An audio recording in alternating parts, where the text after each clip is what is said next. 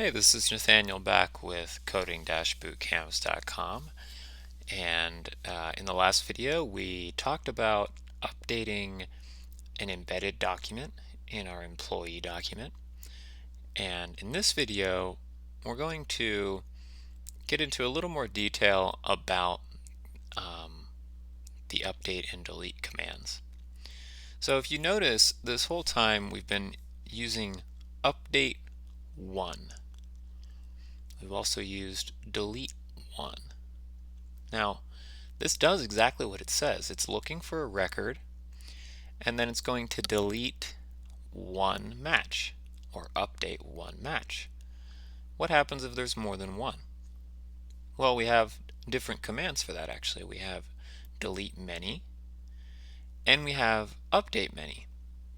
Now, depending on what key you're using, you might expect many results.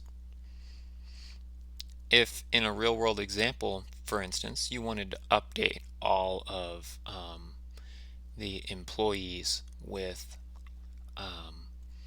a city of Columbus to have a new city of Cincinnati, maybe the department was transferred to a different city, and you want to find all those documents and update all of them at once. Now, for the purpose of this example, we're actually just going to create a duplicate document and show that we can delete two at once. So we're going to go down here and I'm going to uncomment out this code.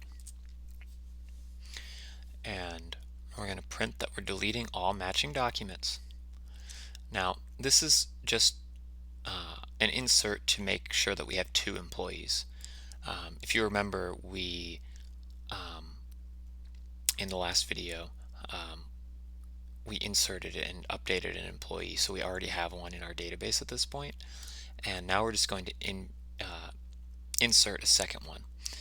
And we're going to go here and we're going to do delete many. And we're going to give it the exact same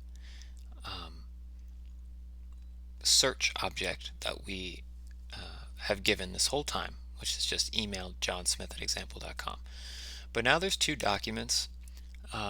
Maybe someone made a mistake and accidentally created many John Smith records, and they want to go through and they just want to delete them all and create a new one. So that's what we're going to do in this example. We're going to delete all of these records that match that search, and we're going to print the delete status. So let's save this and let's give it a shot. Clear again to give some space here and run this same command, mongo, with the location of our Mongo server, crud.js, the name of our JavaScript file. And we're going to see all of the same information we've seen this whole time, because we're always running from scratch, just adding on each new section as we go along.